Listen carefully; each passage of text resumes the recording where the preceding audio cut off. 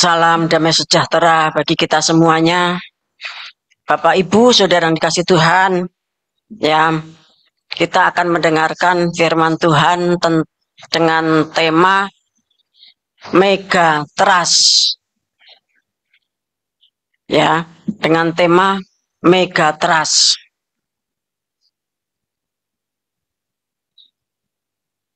Mega Trust adalah gempa bumi berskala besar, di mana satu lempeng tektonik ya itu tertekan di bawah lempeng yang lain.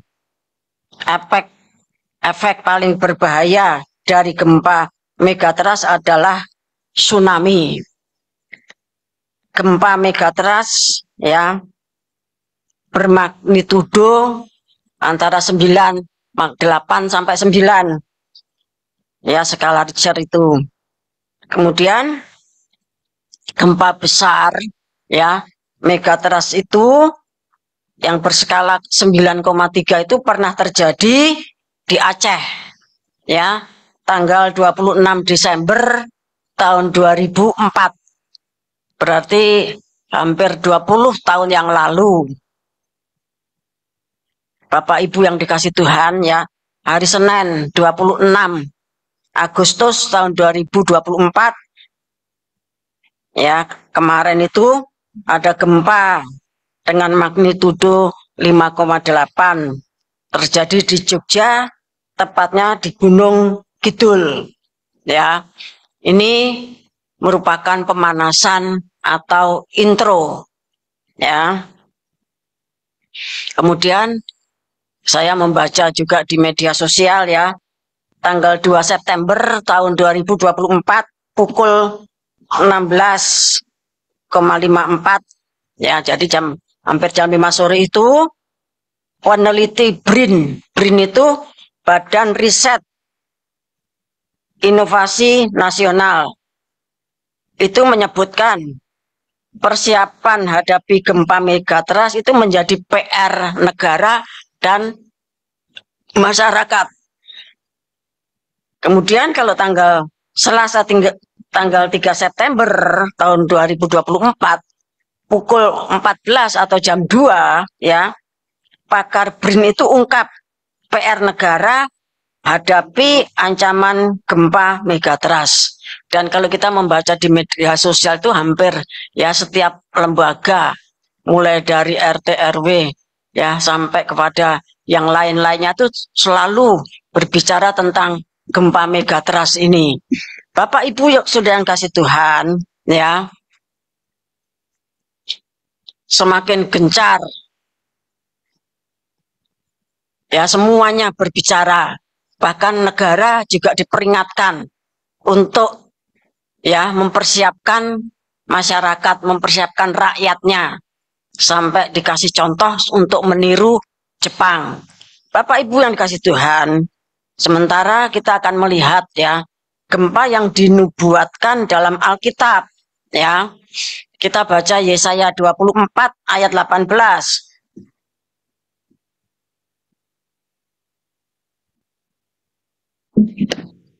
Maka yang lari karena bunyi yang mengejutkan akan jatuh ke dalam pelubang, dan yang naik dari dalam pelubang akan tertangkap dalam jerat.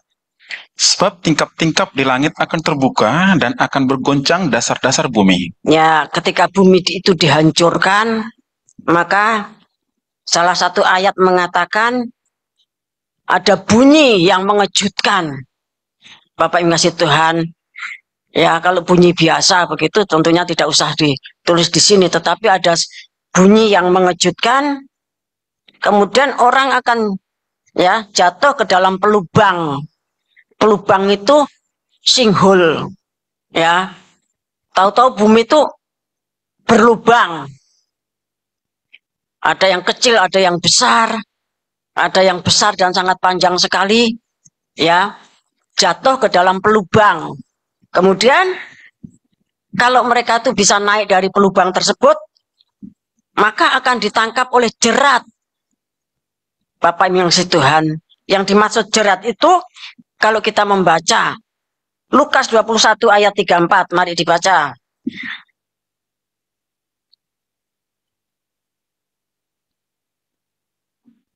Jagalah dirimu supaya hatimu jangan syarat oleh pesta pora dan kemabukan, serta kepentingan-kepentingan duniawi, dan supaya hari Tuhan jangan dengan tiba-tiba jatuh ke atas dirimu seperti suatu jerat. Ya, yang dimaksudkan jerat itu ya akhir zaman, kiamat, kedatangan Tuhan.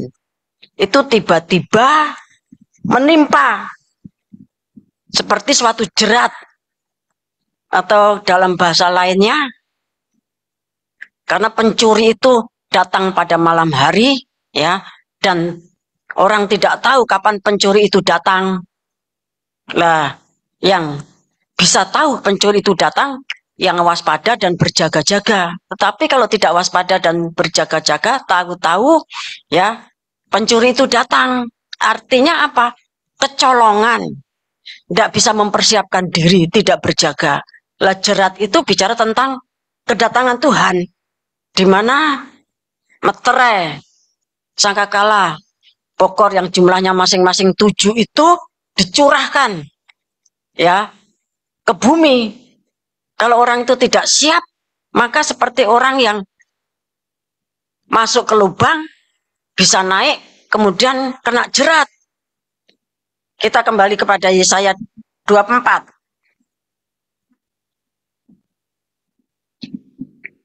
Ayat 18 tadi saya bacakan, ya. Sebab tingkap-tingkap di langit akan terbuka dan akan bergoncang dasar-dasar bumi. Jadi kalau tingkap di langit itu dibuka, pintu langit itu dibuka, maka dampaknya dasar-dasar bumi, lempengan-lempengan bumi itu bergoncang. Dan itu pekerjaannya para malaikat sesuai dengan perintah dari Tuhan Yesus Kristus. Namun demikian, berulang kali sudah dikatakan, semua bencana itu, ya, punya mata, punya kaki, punya tangan, ya. Namun demikian, umat Tuhan itu haruslah waspada dan berjaga-jaga seperti orang Israel, ya. Haruslah rumahnya itu ada tanda darah pada ambang atas dan tiang kiri kanan. Sekalipun orang Israel, kalau rumahnya tidak ada tanda darah pada ambang atas dan tiang kiri kanan, ya anak sulungnya mati. Dan itu banyak yang terjadi karena tidak taat, karena meremehkan, karena melecehkan. Akhirnya malam-malam mereka itu menguburkan anak sulungnya diam-diam. Karena apa? Malu. Bapak Ibu yang kasih Tuhan, itu terjadi demikian, ya. Kemudian kalau kitab Nabi Haggai ini sudah sering kali dibaca, ya, ayat 5 mulai, itu kita itu harus selalu penuh Roh Kudus, ya. Karena Tuhan itu akan mengguncang langit, ya. Mengguncang langit, bumi, darat, dan lautan.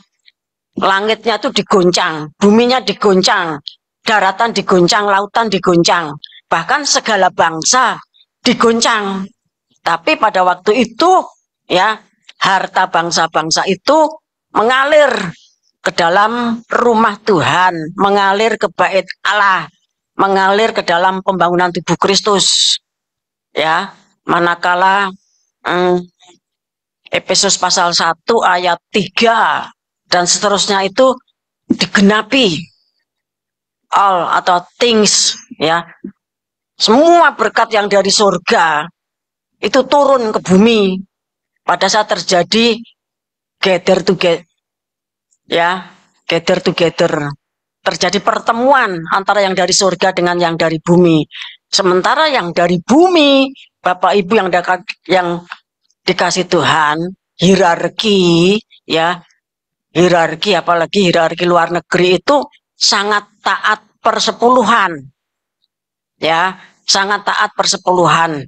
Guru yang dari luar negeri, dari Amerika, Eropa Sinim itu sangat, dan serta seluruh jajarannya dan jemaatnya itu sangat taat persepuluhan. Persepuluhan itu, ya, setiap saat hambanya kembar jiwa ke sana mau diserahkan, tetapi suruh simpan dulu. Kemudian kalau ada KKR atau seminar, ya persembahannya itu ditaruh meja tuh banyak sekali. Tapi suruh simpan, ya. Nanti pada saatnya baru dipersembahkan kepada Tuhan melalui penggembalaan. Jadi yang dari surga itu banyak sekali, dari guru, ya, para penatua, penghulu, Bapak yang kasih Tuhan, itu juga sangat banyak sekali. Sudah hampir 20 tahun lebih persembahan mereka itu disimpan. Bapak Ibu yang kasih Tuhan, tetapi itu semuanya nanti akan terjadi pada saat langit, bumi, darat, laut, dan bangsa-bangsa itu digoncang begitu dahsyat.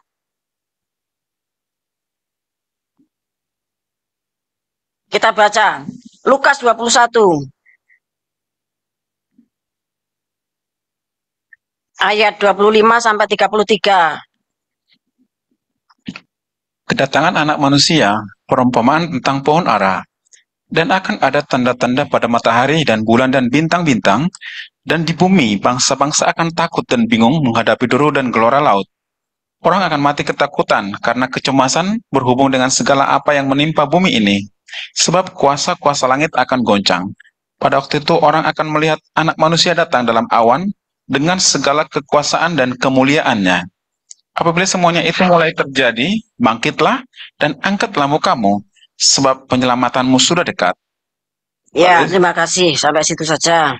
Ya, jadi kalau semuanya itu terjadi, kita tidak usah takut. Tetapi justru kalau yang lainnya itu pada masuk bunker, ya, pada saat meterai ke-6 itu dibuka. Ya, kejadiannya seperti Lukas 21 yang diceritakan Tuhan itu. Pada waktu itu, orang itu saking takutnya, Bapak yang kasih Tuhan, akan mati ketakutan. Melihat semua peristiwa yang terjadi tadi. Mati ketakutan. Ya, kalau bahasa Inggrisnya, heart failing. Heart failing itu artinya gagal jantung. Ya, heart failing. Gagal jantung, melihat semua peristiwa yang terjadi itu gemeter, enggak karuan. Akhirnya mati. Bapak Ibu yang dikasih Tuhan. Tetapi, sini katakan, ayat 28, apabila semuanya itu mulai terjadi itu berarti kan masih awal, masih intro, ya. Mulai terjadi, bangkitlah dan angkatlah mukamu, sebab penyelamatanmu sudah dekat. Justru apa yang kita tunggu-tunggu sebagai orang yang hidup pada akhir zaman, Bapak Ibu yang dikasih Tuhan, itu adalah saatnya kita dipermuliakan. Saat kemuliaan kita, memang secara kejasmanian, ya, Bapak Ibu yang dikasih Tuhan, secara kebutuhan fisik, sembako, dan lain-lain, itu semakin mengalami perbaikan tirai seperti Keluaran pasal 5 dan pasal 6, ya. Orang Israel yang diperbudak itu tadinya dikasih jerami sehingga mereka tinggal mengerjakan bakar, ya. Tapi karena Musa meminta kepada Fir'aun untuk mereka itu beribadah, ya, melayani Tuhan, maka Fir'aun itu dikeraskan hatinya oleh Tuhan. Sudah, kamu orang malas. Udah dikasih jerami, jeraminya cari sendiri, tetapi jumlah batu batanya tetap. Sehingga orang Israel itu putus asa. Musa ngomong apapun, kamu itu akan dibawa ke tanah yang berlimpah-limpah susu dan madunya, seperti yang Tuhan janjikan kepada Abraham, Ishak, dan Yakub. Tetapi mereka tuh orang gubris. Masa bodoh, luweh. Buktinya apa? Wong saiki meh mati kok apa lunga ning Kanaan. Lah, demikian juga sekarang. Bapak yang kasih Tuhan, semakin mendekati kemuliaan itu, kita tidak lagi berada di pintu gerbang. Semakin mendekati kemuliaan itu, kita tidak berada di pintu kemah. Kita tidak cukup dengan pengajaran, kesaksian, ya, tetapi banyak sembahyang dan kita tegak tercacat di pintu tirai. Namanya tegak tercaca di pintu tirai itu ya kayak sing dikandake Mas Guntur tadi, masa depan kelihatannya suram, ya. Semuanya sulit. Memang begitu, Bapak yang kasih Tuhan. Itu caranya Tuhan, ya, melepaskan kita dari semua ikatan. Tuhan punya cara untuk melepaskan kita dari semua ikatan. Ya, sepertinya gitu kalau pohon anggur itu diberindili. Saya tahu diberindili itu dihabiskan semua apa namanya daun-daunnya yang rindang, ya cabang-cabangnya yang sekiranya nanti tidak menimbulkan buah, sehingga cuma kelihatan batang saja. Dulu sering diajar demikian. Kalau kita ke Bali lewat apa namanya Luvina di daerah Seririt, kita akan melihat ada saatnya pohon anggur itu berbuah, tapi seringkali kita cuma melihat apa namanya pohon anggur itu berindil. Bapak yang kasih Tuhan. Nah, demikian juga sekarang ini saatnya kita tuh memang diberindili. Kalau Tuhan mau memberkati kita tidak kurang jalan. Kita punya jatah sehari itu segomer. Tetapi Bapak yang ngasih Tuhan, kalau menjelang panen raya, maka janda Sarfat itu tidak punya apapun. Cuma punya tepung segenggam dan minyak beberapa tetes. Dibikin roti, besok mati. Karena besok sudah tidak ada. Namun demikian justru Tuhan utus Nabi Elia untuk datang ke tempatnya janda Sarfat. Membuat janda Sarfat itu menjadi domba sembelihan, harus berkorban. Tadinya terjadi perbantahan. Padahal malamnya janda Sarfat itu sudah, jiwa rohnya itu sudah diberitahu Tuhan. Kan Tuhan berkata, aku telah menyuruh ya seorang janda untuk memberi makan kamu. Artinya jiwa rohnya itu sudah diberitahu, ya. Tapi ketika dia balik di dalam daging, ya dagingnya masih bersuara. Ini cuma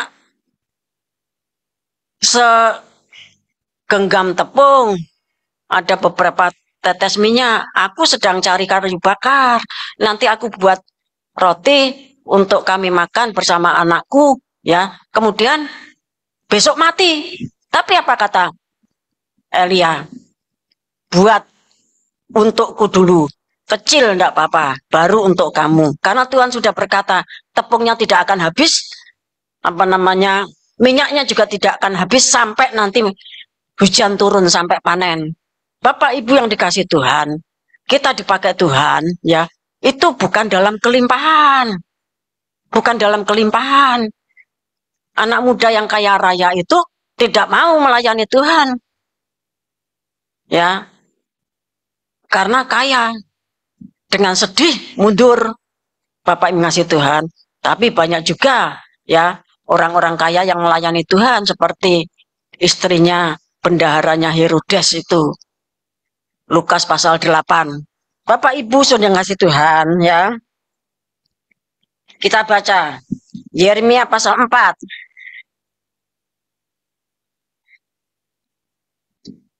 Yeremia pasal 4.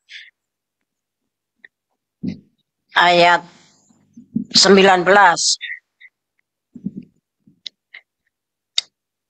Aduh, dadaku, dadaku, aku menggeliat sakit.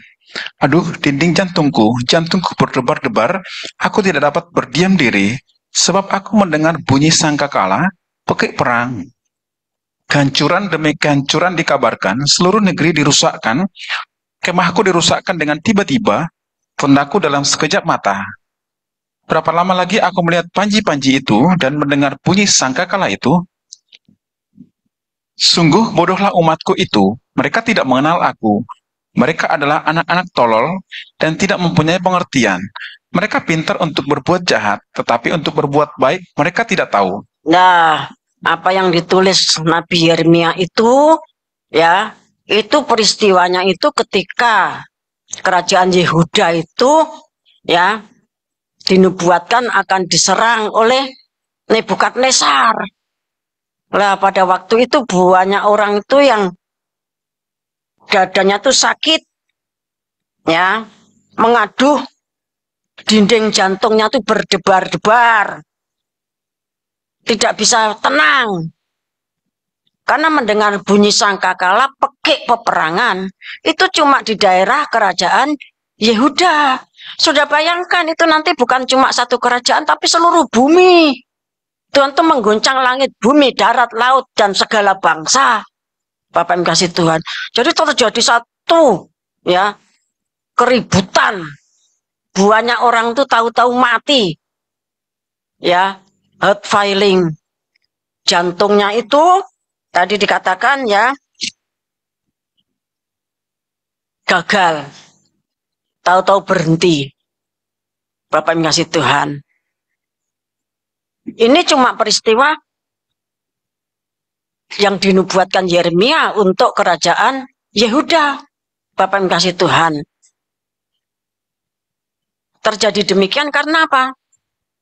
Umat itu ya dikatakan mereka adalah anak-anak yang tolol, ya, pintar berbuat jahat, tetapi tidak bisa berbuat baik. Bapak Ibu sudah ngasih Tuhan. Nanti yang terjadi itu semua negara, ada 200 negara lebih, itu mengalami seperti Yeremia 4 ini. Karena itu menimpa langit, menimpa bumi, dan darat, dan laut, dan segala bangsa. Bapak, Ibu, Saudara yang dikasih Tuhan, ya.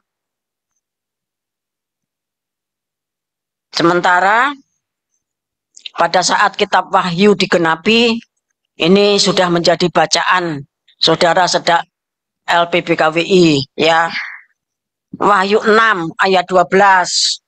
Itu terjadi gempa bumi yang dahsyat. Kemudian matahari menjadi hitam seperti karung rambut. Kemudian bulan menjadi merah darah. Ya, bintang-bintang itu jatuh ke bumi.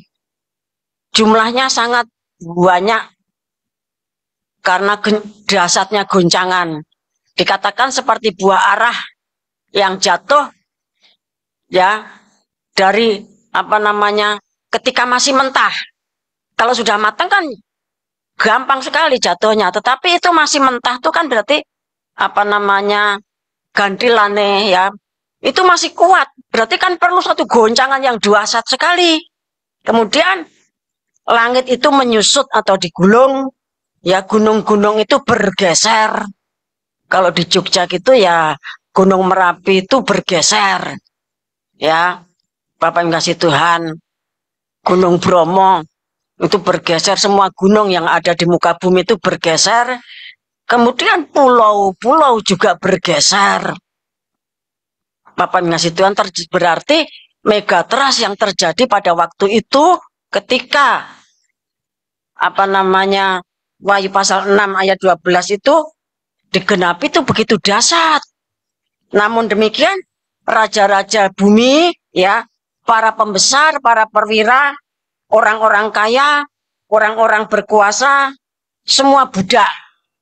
Loh, Bapak Ibu yang kasih Tuhan, nanti ketika Wahyu pasal 6 ayat 12 digenapi itu ada budak. Tapi mereka bukan budak Rodi. Ya, semua budak. Ya, tentunya mungkin budaknya para raja, budaknya para perwira, budaknya orang kaya, budaknya ya orang-orang berkuasa ikut mengungsi. Bapak yang kasih Tuhan, karena mereka itu mulai melihat bahwa ya dia yang duduk di atas tahta, dan mereka tuh mulai merasakan ya bahwa murka anak domba itu sudah tiba.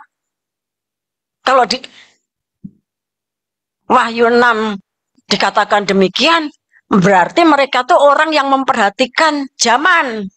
Bapak ngasih Tuhan, mereka tuh orang yang memperhatikan tanda zaman. Mereka tuh orang cerdik pandai, orang yang bisa membaca buku-buku kuno. Ya, dalam bahasa Inggris, dalam bahasa Ibrani, dalam bahasa lain-lainnya, bahasa Latin. Mereka bisa membaca. Bapak yang kasih Tuhan. Dan mereka ngerti, bisa menghitung waktu juga. Bapak Ibu yang kasih Tuhan, ya. Itu dunia, ya. Kemudian kalau kita membaca Wahyu pasal 8 ayat 2 sampai 5, ya, mengawali 7 guru meniup sangkakala, ya, itu terjadi hal yang dahsyat, ya, meledaklah bunyi guruh, ya, itu beledek, petir, halilintar yang dahsyat, kemudian gempa bumi yang hebat. Wahyu pasal 8, ketika 7 guru itu memegang 7 sangkakala. Bapak Ibu kasih Tuhan, doa, ya, meditasi mungkin fokus, ya, setengah jam, berdiam setengah jam, ketika terjadi polsik, bumi itu berputar. Bapak kasih Tuhan, ya. Saudara yang kasih Tuhan, nanti menjelang Wahyu pasal 10 digenapi, atau tepat pada saat Wahyu pasal 10 itu digenapi, pertama-tama itu ada, ya, perang ular. Ya, perang ular.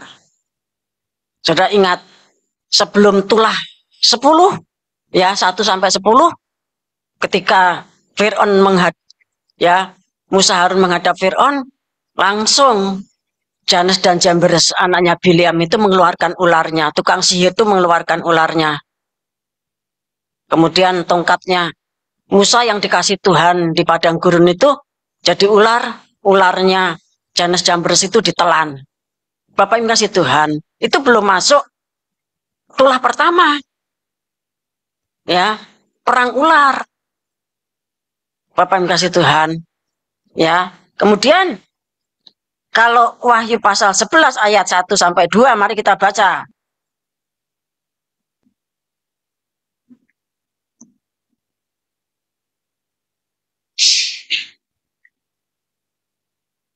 Dua saksi Allah. Kemudian diberikanlah kepadaku sebatang buluh seperti tongkat pengukur rupanya, dengan kata-kata yang berikut, bangunlah dan ukurlah bait suci Allah dan mesbah dan mereka yang beribadah di dalamnya. Tetapi kecualikan pelataran bait suci yang di sebelah luar. Janganlah engkau mengukurnya, karena ia telah diberikan kepada bangsa-bangsa lain, dan mereka akan menginjak-injak kota suci 42 bulan lamanya. Ya, jadi Bapak Ibu kasih Tuhan, kita juga sudah diajar Wahyu pasal 11 ayat 1 itu merupakan syarat, kriteria mereka yang akan diukur. Yang diukur itu, ya, bait suci Allah. Kalau menurut Yohanes pasal 2, ya, itu menunjuk kepada tubuh Kristus, ya. Kemudian mesbah. Mesbah itu mesbah korban bakaran, ya. Kalau mesbah dupa itu sudah termasuk di dalam perkataan bait suci Allah.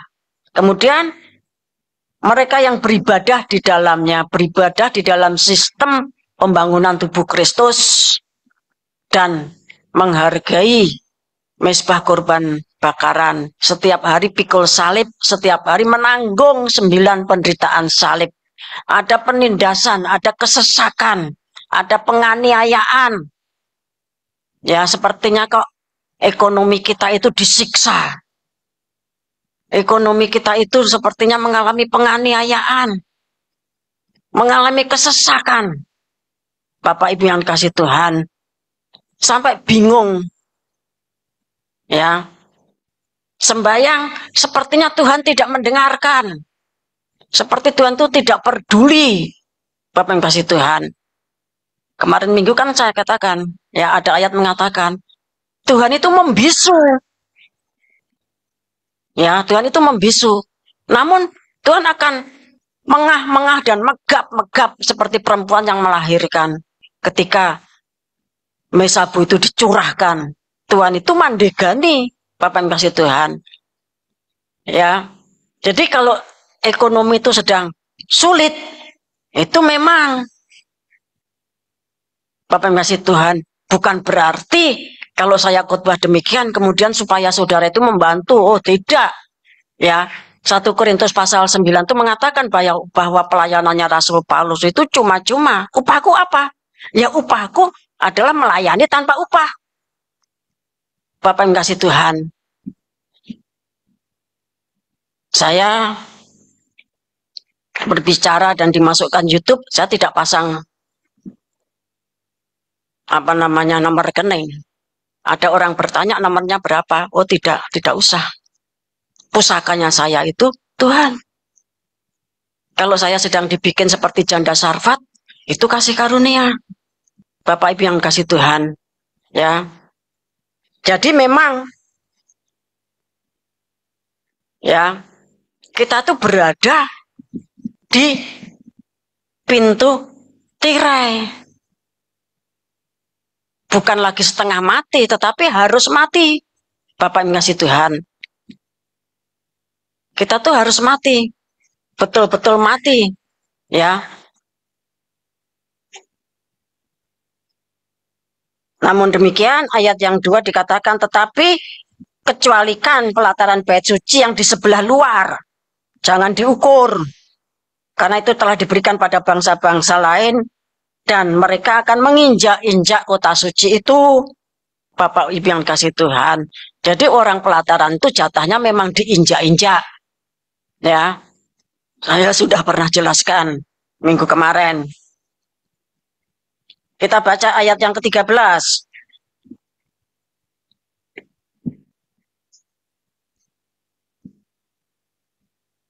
Pada saat itu terjadilah gempa bumi yang dahsyat, dan 1/10 bagian dari kota itu rubuh, dan 7.000 orang mati oleh gempa bumi itu, dan orang-orang lain sangat ketakutan, lalu memuliakan Allah yang di surga. Ya, ini tentunya bahasa apokalipsis. Kalau cuma gempa bumi dahsyat yang mati 7.000 itu ya kecil, Bapak yang kasih Tuhan. Sedangkan gempa Jogja saja kan banyak, gempa Aceh itu kan banyak. Ini bahasa apokalipsis, tapi yang hendak saya tonjolkan terjadi gempa bumi yang dahsyat. Ya. Kemudian kalau kita membaca Wahyu pasal 11 ayat 15 sampai 19, mari. Langsung ayat 19. Maka terbukalah bait suci Allah yang di surga, dan kelihatanlah tabut perjanjiannya di dalam bait suci itu, dan terjadilah kilat dan deru guru, dan gempa bumi, dan hujan es lebat. Hujan es lebat, ya, itu hujan asteroid atau komet atau meteor. Bapak Ibu ngasih Tuhan, ya. Jadi kita itu menghadapi suatu masa yang sangat berat. Kalau kita mengandalkan darah daging kita, ya mati, Bapak yang kasih Tuhan. Kemudian, ya, gempa megatrust yang sangat dahsyat, ya, itu Wahyu pasal 16. Mari dibaca, ayat 17 sampai 20. Dan malaikat yang ketujuh menumpahkan cawannya ke angkasa, dan dari dalam bait suci kedengaranlah suara yang nyaring dari tahta itu, katanya, sudah terlaksana. Maka memancarlah kilat dan menderulah bunyi guruh, dan terjadilah gempa bumi yang dahsyat, seperti belum pernah terjadi sejak manusia ada di atas bumi. Begitu hebatnya gempa bumi itu. Lalu terbelahlah kota besar itu menjadi 3 bagian, dan runtuhlah kota-kota bangsa-bangsa yang tidak mengenal Allah. Maka teringatlah Allah akan Babel yang besar itu, untuk memberikan kepadanya cawan yang penuh dengan anggur kegeraman murkanya. Dan Terus, semua pulau hilang lenyap, dan tidak ditemukan lagi gunung-gunung. Dan hujan es berat seberat 100 pon jatuh dari langit menimpa manusia, dan manusia menghujat Allah karena malapetaka hujan es itu, sebab malapetaka itu sangat dahsyat. ya, Bapak yang kasih Tuhan, dikatakan gempa bumi tersebut belum pernah terjadi. Berarti megatrustnya megatrust. Dahsyat sekali, Bapak yang kasih Tuhan, ya, sampai dikatakan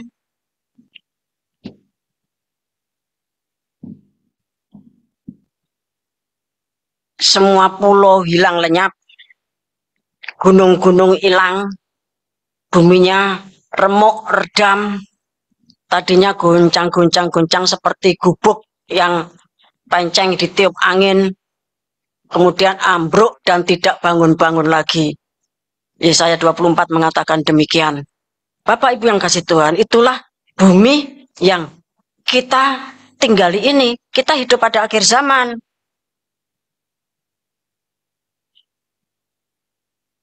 kita hidup pada akhir zaman. Jadi pada saat kitab Wahyu digenapi dalam masa 7 tahun 2022 pertengahan sampai 29 pertengahan itu akan terjadi megatrust lebih dari 5 kali. Dan yang terakhir Wahyu pasal 16 tadi membuat semua pulau itu hilang, gunung-gunung hilang, buminya remuk, redam, hancur luluh. Bapak Ibu yang kasih Tuhan, ya.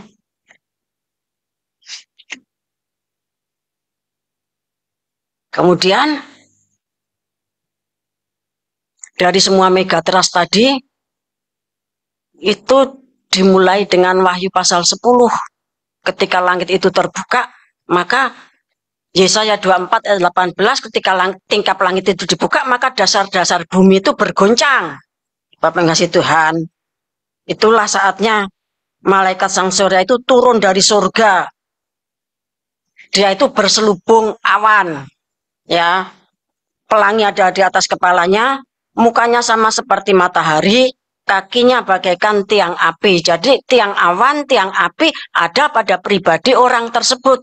Itu menjadi penanda dimulainya kegerakan besar akhir zaman. Seperti yang dinubuatkan dalam Wahyu pasal 10 ayat yang ke-11, Wahyu pasal 14 ayat 6 dan 7, kegerakan besar sampai nanti terwujud Filipi pasal 2 ayat 10 sampai 11. Bapak Ibu ngasih Tuhan, ya. Kemudian tangan kanannya memegang gulungan kitab kecil yang terbuka. Itu rahasia, ya. Turunnya orang triliunan ke bumi yang membuat bumi ini sesak, yang membuat bumi ini kesakitan, megap, ngos-ngosan. Ngos-ngosan itu kan orang sulit bernapas. Banyak yang diinjak-injak mati tapi selamat, menjadi orang halaman, ya. Kaki kanannya menginjak laut. Jadi ketika turun itu kaki kanannya menginjak laut. Laut itu bicara tentang tempat munculnya antikris. Wahyu pasal 13 ayat 1 dan seterusnya. Kemudian kaki kirinya itu menginjak bumi. Bumi itu nabi palsu. Matius, maksud saya Wahyu pasal 13 ayat 11 dan seterusnya. Bapak Ibu yang dikasih Tuhan, ya. Kiranya saudara diurapi Roh Kudus, ya. Kita baca Wahyu pasal 13 ayat 11. Binatang yang keluar dari dalam bumi, dan aku melihat seekor binatang lain keluar dari dalam bumi, dan bertanduk dua sama seperti anak domba, dan ia berbicara seperti seekor naga. Ya, ini nabi palsu. Bapak Ibu yang dikasih Tuhan, nabi palsu itu, ya, sudah siap. Ya, sudah siap. Ya, nabi palsu itu apa namanya? Ya, intinya sudah siap. Ya. Sudah siap. Aku wes siap. Ya. Begitu. Ini orang mudeng ya, orang mudeng rapopo wes, ya. Jadi nanti saat malaikat sang surya itu turun, sesaat kemudian neraka itu terbuka. Sehingga terjadi perang dahsyat. Tapi nanti yang perang itu anak kecil-kecil. Ya, anak laki-laki yang kecil-kecil itu sama remaja-remaja. Ibu-ibu, ya, berdiam, sembahyang. Itulah sebabnya mengapa Tuhan itu memerintahkan kita berlatih. Saya menyiapkan tempat untuk panahan, saya melatih, ya saya diam wes gerak nek wong perang ki piye. Tapi kan menjadi bahan tertawaan, menjadi bahan olok-olok, menjadi bahan ejekan. Bapak yang ngasih Tuhan. Nanti yang akan berperang itu anak-anak saudara. Anak-anak saudara itu istilahnya dirasui malaikat. Ya. Sehingga mereka itu berperang, dipimpin oleh malaikat sang surya. Bapak Ibu yang dikasih Tuhan, dari pihak Wahyu 13 ayat 1 sampai 10, Wahyu 13 ayat 11 sampai 18 itu sudah unjuk gigi, sudah siap. Ya, berarti masa ini kita ini hidup pada zaman sing ora sak baene. Bukan zaman yang baik-baik saja. Oleh sebab itu, biarlah kita yang percaya bahwa Tuhan Yesus itu sengsara, mati, bangkit, kemudian kembali ke surga menjadi imam besar Melkisedek yang nanti akan turun. Kalau kita percaya kepada Tuhan yang bangkit, Kolose pasal 3 itu kita memusatkan diri kepada perkara yang di atas. Ya, bukan perkara yang di bumi. Perkara yang di bumi itu ya perkara sembako, BBM, ya, listrik, ya, kemudian ini itu dan sebagainya, isi perut. Bapak Ibu yang dikasih Tuhan, itu sehingga bahwa yang dari surga itu di atas segalanya, karena manusia bumi itu berbicara dengan bahasa bumi, tetapi yang dari surga itu di atas segalanya. Injil Yohanes 3 ayat 31 mengatakan demikian. Yang dari surga itu siapa? Ya satu, kemudian satu dari antara 7. Jadi guru itu ada yang mati 1. Harusnya dia tidak mati. Tapi apa? Ya, guru yang dari Indonesia itu mati karena apa? Keracunan Lucifer. Ya, dia itu mencela kebijaksanaan Tuhan. Mencela kebijaksanaan Tuhan di dalam penyelenggaraan IRT Conference. Apa IRT Conference? Lalu dodone Marta. Bapak yang kasih Tuhan. Bukan, IRT Conference itu perintah Tuhan. Ya, IRT Conference itu perintah Tuhan. Untuk menjawab ya itu hambanya harus bergumul sampai menangis karena sadar diri. Ya. Apa namanya? Nggak punya apa-apa. Tetapi harus melahirkan seperti Maria itu, orang duwe opo-opo, orang duwe persiapan opo-opo, tapi harus melahirkan bayi Yesus. Sehingga terpaksalah dibungkus dengan kain lampen. Bapak yang ngasih Tuhan. IRT Conference itu ya saatnya hierarki dari luar itu direkrut. Bapak yang ngasih Tuhan. Mereka siapa-siapa? Ya yang tahu tentunya yang melakukan rekrutmen para malaikat, hambanya dan Tuhan Yesus Kristus. Bapak yang ngasih Tuhan. Jadi setiap Tuhan itu melakukan satu perkara, itu belum pernah didengar, belum pernah dilihat, tidak muncul di hatinya orang, cuma muncul di hatinya Tuhan. Tuhan yang membuat rencana, Tuhan yang membuat gagasan. Nah, sebagai pelaksana keputusan Tuhan, ya, Yesaya 46 ayat 9 sampai 11 itu. Kita harus hati-hati dengan mulut kita, jangan sampai kita ini, ya, menjustis, menghakimi kebijaksanaannya Tuhan. Itu adalah bisanya ular. Seperti yang terjadi di Taman Eden. Tuhan menetapkan semua buah boleh dimakan. Tetapi yang di tengah itu jangan dimakan. Karena pada saat memakannya kamu mati. Lah, tetapi ular datang. Apa kata Tuhan begini-begini? Terus ular katakan, oh Tuhan itu urian, Tuhan itu jahat, Tuhan itu nakal, Tuhan itu takut kesaingan. Ya, justru sebaliknya kalau kamu makan buah pengetahuan baik dan jahat ini, kamu nanti akan menjadi seperti Tuhan. Lah, jadi kebijaksanaannya Tuhan yang melarang makan pohon pengetahuan baik dan jahat itu sama ular diputar. Tuhan itu difitnah. Bapak yang kasih Tuhan. Ya.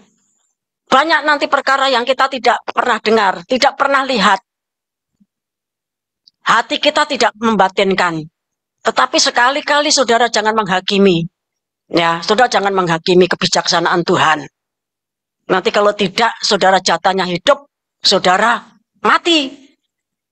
Bapak Ibu ngasih Tuhan.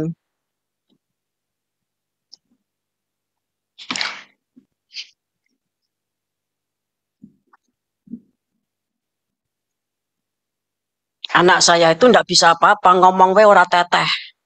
Ya. Yang dihakimi bukan anak saya, tetapi Tuhan yang memerintahkan IRT Conference. Bapak Ibu ngasih Tuhan, sekalipun IRT Conference itu berdampak sampai sekarang. Saudara ingat cerita, ya, orang yang dari Yerusalem turun ke Yeriko. Padahal Yeriko itu kan tempat terkutuk. Ya, turun ke Yeriko, di tengah jalan dirampok. Ada orang Lewi lewat melimping, ada imam lewat melimping. Melimping itu artinya nyebrang, enggak lihat, enggak nolong. Tetapi ada orang Samaria, ya, ditolonglah orang itu, dinaikkan kepada tunggangannya, dicarikan rumah penginapan, rumah perawatan, kemudian dibayari, ya. Nanti kalau kurang, ya, tak bayar kalau aku datang kembali nengok besuk orang itu. Bapak Ibu ngasih Tuhan, ya. Jadi semua utangnya IRT Conference, utang kapal, utang apapun, utang saya kepada saudara, para pengerja, para jemaat, itu nanti akan dibayar pada saat Wahyu pasal 10 digenapi. Saya sudah bilang tadi siang, ya. Engko utangnya kapal toh, dikai bunga 100%. Ya. Dikasih bunga 100%. Luweh ora apa-apa katanya. Ya. Luweh ora apa-apa. Bapak Ibu kasih Tuhan. Ketika Tuhan Yesus pinjam bagal, ya, untuk pelantikan raja, Tuhan tidak punya bagal, muridnya juga tidak ada yang punya. Kemudian Tuhan katakan, ada di sana, ya, gagal yang punya anak, pinjaman, nanti Tuhan mengembalikan. Bapak Ibu yang dikasih Tuhan, begitulah caranya Tuhan Yesus dulu itu melayani. Ya, banyak muridnya Tuhan Yesus itu seorang janda yang suaminya sudah mati, ya. Kemudian dia tuh punya utang. Sampai anaknya harus dipakai untuk pembayaran didadekne babune. Kemudian teriak-teriak minta tolong sama Elisa. Kemudian Elisa katakan, ya, kamu punya minyak? Punya. Pinjam semua botol-botol dari tetanggamu kiri kanan, wabah dipinjam. Kalau sudah masuk kamar bersama anakmu, minyak yang sedikit itu disoknya, dimasukkan ke botol-botol semua yang kosong itu dipenuhi minyak. Setelah itu jualah, dijual untuk membayar utang. Hutang dosa kita lebih besar, Bapak Ibu yang dikasih Tuhan. Hutang dosa kita itu lebih besar, tetapi surat hutang itu sudah dipakukan di kayu salib. Suratnya Rasul Paulus mengatakan demikian. Bapak Ibu saudara yang dikasih Tuhan, ya, kita harus melakukan mitigasi. Mitigasi itu serangkaian upaya untuk mengurangi risiko bencana. Saya membaca di grup WA kita, itu ada 10 atau kalau enggak 13, ya, apa yang harus disiapkan. Saudara lakukan. Taat. Ya, kemudian simulasi. Ya, simulasi itu proses peniruan langkah-langkah kesiapsiagaan yang harus dilakukan ketika terjadi bencana. Itu simulasi, berarti meniru. Bapak Ibu kasih Tuhan, saya membaca ya di media sosial itu di Mentawai, ya, itu terjadi antisipasi megatrust, ya, BNPB gelar simulasi di Mentawai 15 jam yang lalu. Saya nulisnya tadi pagi, 15 jam yang lalu itu berarti kemarin. Di Mentawai itu, ya, BNPB itu mengumpulkan orang di daerah tersebut kemudian dilakukan simulasi, melakukan peniruan. Nanti kalau terjadi megatrust begini, kemudian dipasang jalur evakuasi, ya, kemudian dipasang juga titik kumpul. Kita sudah siap lama, tetapi ada perubahan. Sebab itu jalur evakuasi pastor itu harus bersih. Tidak boleh ada sepeda motor, boleh ada meja atau lemari, ditaruh ember, ditaruh helm, goncang begitu nanti helmnya jatuh, orang yang mau lari jatuh semuanya. Disingkirkan sementara sampai megatrust selesai, dipasang lagi di situ, enggak apa-apa. Bapak yang kasih Tuhan, jalur kita dari sini tuh sampai belakang itu harus bersih. Ya, anak saya Marta saja, ya itu pagar yang untuk Coco Caca itu kalau pas diumbar tuh dilepaskan sebelah sini sampai sebelah sana itu dipindah. Ya, dipindah, ditaruh di kandang yang tempat jemuran itu dari sebelah dalam. Sehingga kalau ngambil ya gampang. Kalau tidak nanti ya Mami bicara di mimbar malah pagermu nanti yang jadi masalah. Jadi sepeda motor jangan ditaruh di jalur itu.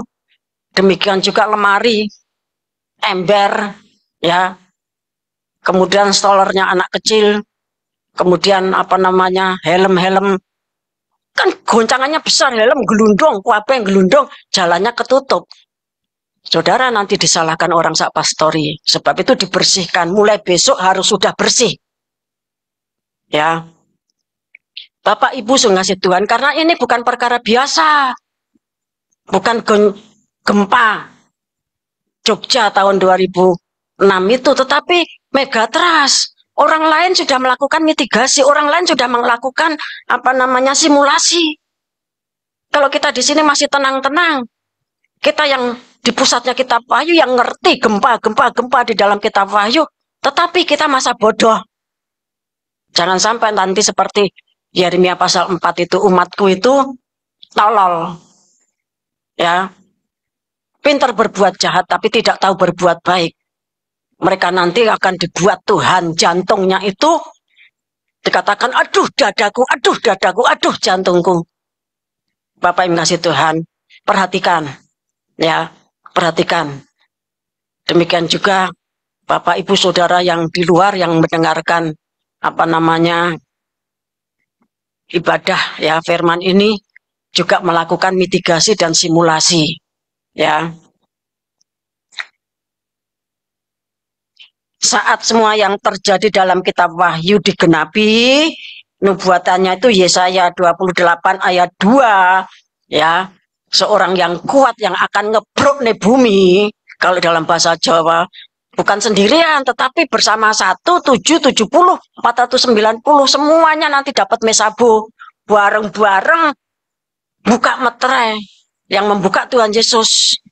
Ya, kita melantunkan kunci hikmat makrifat, Bapak yang ngasih Tuhan. Kemudian meniup sangkakala, mencurahkan 7 bokor murka Allah, sehingga bumi itu remuk redam. Semua pulau hilang lenyap, dari tadinya bergeser, kemudian hilang lenyap. Wahyu pasal 16 itu, Bapak yang kasih Tuhan. Ya. Kalau semuanya itu terjadi, tidak bisa diatasi dengan mitigasi ataupun simulasi yang bersifat cuma makanan, jajan, minuman, pakaian, tebal, dan lain-lain. Harus ada mitigasi dan simulasi yang ditetapkan atau yang diatur oleh Tuhan. Bapak Ibu ngasih Tuhan, ya, harus manut, ya. Tuhan mengatakan, ya, terjadi megatrust seperti apapun saat mesabo itu nanti diterapkan, bahkan sampai bokor yang ke-7, ketika bumi itu remuk, pulau-pulau hilang, ya, gunung-gunung hilang, tetapi mempelai Tuhan itu tetap hidup sampai Tuhan datang, Dan ketika Tuhan datang itu diubahkan, caranya mengubahkan piye? Ya, besok dilihat saja. Maksud Tuhan, itu merupakan hadiah, merupakan satu seperti ya mahar dari mempelai pria surga. Bapak yang kasih Tuhan, seperti hadiah dari mempelai pria surga. Namun syaratnya itu yang nomor satu harus taat, kemudian setia, kemudian jangan menjadi seperti Ananias dan Safira. Harus taat, taatnya seperti budak Rodi. Bapak yang kasih Tuhan, taatnya itu seperti budak Rodi. Tidak ada taat begitu, ya. Disuruh lagi sampai bau neki pegel, ya, sampai pinggang belakang boyok iki dengkek. Bapak yang kasih Tuhan harus taat, tidak akan mati menjadi budak Rodi itu, tidak akan mati. Nanti kalau ya semua tamu-tamu itu datang, saudara itu akan capek secapek-capeknya. Lebih dari waktu Bible Camp, lebih dari waktu MP3, lebih dari waktu IRT Conference. Bapak Ibu saudara yang dikasih Tuhan, ya. Kemudian saudara setia sampai akhir. Itu syarat untuk menjadi mempelai. Ya, harus setia sampai akhir. Kemudian jangan ada rohnya Ananias dan Safira diberkati 7 perkara waktu ini kongkon berkorban, sebagian didelekke. Nanti Roh Kudus akan berbicara. Kalau saudara atau kita mendapatkan kemurahan, kita di Panatas. Tapi kalau kita tidak mendapat kemurahan, ya di Pamungkas. Kunci Panatas dan Pamungkas itu bukan sembarangan. Saya tidak bisa dan tidak berani memberikan. Bapak Ibu yang dikasih Tuhan, ya. Tuhan katakan, kita itu bodoh, tidak apa-apa. Bodoh dalam artian seperti 1 Korintus pasal 1 ayat 25 sampai 28. Dianggap orang dunia bodoh, orang masalah, ya. Dianggap kecil, tidak apa-apa kata Tuhan. Dianggap lemah, tidak apa-apa. Itu yang dipilih Tuhan. Tidak bijak, ya. Kita dikatakan orang tidak bijak kata Tuhan, tidak apa-apa. Kemudian tidak berpengaruh, ya. Tidak terpandang, tidak berarti orang masalah, tidak apa-apa. Yang penting itu takut akan Tuhan, taat, setia, dan jangan menjadi Ananias dan Safira. Bapak Ibu yang kasih Tuhan, maka akan hidup sampai Tuhan datang. Ya, tapi kalau membuat kesalahan fatal, ya seperti 1 guru itu, ya dia kena racunnya Lucifer. Sehingga mencela kebijakan Tuhan. Tuhan melakukan rekrutmen, dikatakan itu pekerjaannya anak kecil. Ya, pekerjaannya anak kecil. Bikin susah aja. Bapak yang kasih Tuhan.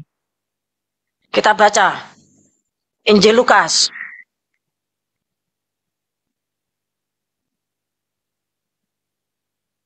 Pasal yang ke-12. Saya berbicara tentang guru yang meninggal ini, ya, itu harus minta izin. Ya, saya sudah tahu lama, tapi kan saya tidak pernah ngomong. Harus minta izin, boleh tidak disampaikan? Saatnya sudah seperti ini, ya, harus disampaikan. Supaya jangan sampai ada yang suka mencela, belet penggembalaan. Bapak Ibu kasih Tuhan, ya. Lukas pasal 12 ayat 1 sampai 11. Pengajaran khusus bagi murid-murid. Sementara itu, beribu-ribu orang banyak telah berkerumun, sehingga mereka berdesak-desakan. Lalu Yesus mulai mengajar, pertama-tama kepada murid-muridnya, katanya, waspadalah terhadap ragi, yaitu kemunafikan orang Farisi. Ya, ragi itu kemunafikan orang Farisi. Ya, terus Tidak ada sesuatu pun yang tertutup yang tidak akan dibuka, dan tidak ada sesuatu pun yang tersembunyi yang tidak akan diketahui. Ya, jadi tentang kematian satu guru dari Indonesia itu ya tidak ditutup terus, ada saatnya dibuka terus. Karena itu apa yang kamu katakan dalam gelap akan kedengaran dalam terang, dan apa yang kamu bisikan ke telinga di dalam kamar akan diberitakan dari atas atap rumah. Aku berkata kepadamu, hai sahabat-sahabatku, janganlah kamu takut terhadap mereka yang dapat membunuh tubuh dan kemudian tidak dapat berbuat apa-apa lagi. Aku akan menunjukkan kepada kamu siapakah yang harus kamu takuti. Takutilah dia yang setelah membunuh mempunyai kuasa untuk melemparkan orang ke dalam neraka. Sesungguhnya aku berkata kepadamu, takutilah dia. Bukankah burung pipit dijual 5 ekor 2 duit? Sungguh pun demikian, tidak seekor pun daripadanya yang dilupakan Allah. Bahkan rambut kepalamu terhitung semuanya. Karena itu jangan takut, karena kamu lebih berharga daripada banyak burung pipit. Aku berkata kepadamu, setiap orang yang mengakui aku di depan manusia, anak manusia juga akan mengakui dia di depan malaikat-malaikat Allah. Tapi barang siapa menyangkal aku di depan manusia, ia akan disangkal di depan malaikat-malaikat Allah. Setiap orang yang mengatakan sesuatu melawan anak manusia, ia akan diampuni. Tetapi barang siapa menghujat Roh Kudus, ia tidak akan diampuni. Apabila orang menghadapkan kamu kepada majelis-majelis atau kepada pemerintah-pemerintah dan penguasa-penguasa, janganlah kamu khawatir bagaimana dan apa yang harus kamu katakan untuk membela dirimu. Sebab pada saat itu juga Roh Kudus akan mengajar kamu apa yang harus kamu katakan. Nah, ini pengajaran khusus kepada murid-murid. Ya, yang pertama itu waspada terhadap ragi, ya, yaitu ajaran atau kemunafikan orang Farisi. Kemudian, ya, tidak ada sesuatu yang tertutup, rahasia itu dibuka kepada murid-murid itu, diberitahu semuanya sama Tuhan. Kemudian jangan takut, ya, karena kan sebentar lagi setelah ini Tuhan Yesus kan mengalami proses penderitaan, kemudian mati disalib, bangkit kembali ke surga. Dikatakan kepada murid-murid jangan takut. Kalau jelasnya gitu, rasa wedi karo wong Farisi. Kan dikatakan tadi, ya, jangan takut kepada orang yang bisa membunuh tubuh. Tetapi takutlah kepada dia yang setelah membunuh berkuasa melemparkan ke neraka. Kemudian jangan khawatir. Tuhan sudah berpesan. Setelah nanti Tuhan Yesus mati, bangkit, kemudian kembali ke surga, mereka itu kan seperti anak ayam yang ditinggalkan induknya, mengalami proses yang berat. Bahkan harus tercerai-berai, karena Tuhan sudah katakan nanti kalau Yerusalem itu mulai dilengkungi musuh, kamu lari. Tahun 70, bait Allah hancur. Bapak yang kasih Tuhan, tapi kamu tidak usah khawatir, Tuhan katakan begitu. Ya, bukankah burung pipit dijual 5 ekor 2 duit? Sungguh pun demikian tidak seekor pun daripadanya yang dilupakan Allah. Tuhan itu sama burung pipit saja tidak lupa loh. Bapak yang kasih Tuhan. Jumlahnya burung pipit itu berapa Tuhan itu tahu. Ya, bahkan rambut kepalamu pun dihitung sama Tuhan. Bapak Ibu yang kasih Tuhan. Burung pipit itu jumlahnya berapa? Tidak ada satupun yang dilupakan Tuhan. Kita ini burung pipit itu kalau ditimbang begitu, ya, ben ditimbang ora keroncalan dicencang se. Ditimbang berapa kilo beratnya, ya, atau berapa on, atau berapa gram. Lah kita ini kan berkali-kalinya burung pipit. Apalagi hierarki. Tuhan tidak lupa, Bapak yang kasih Tuhan.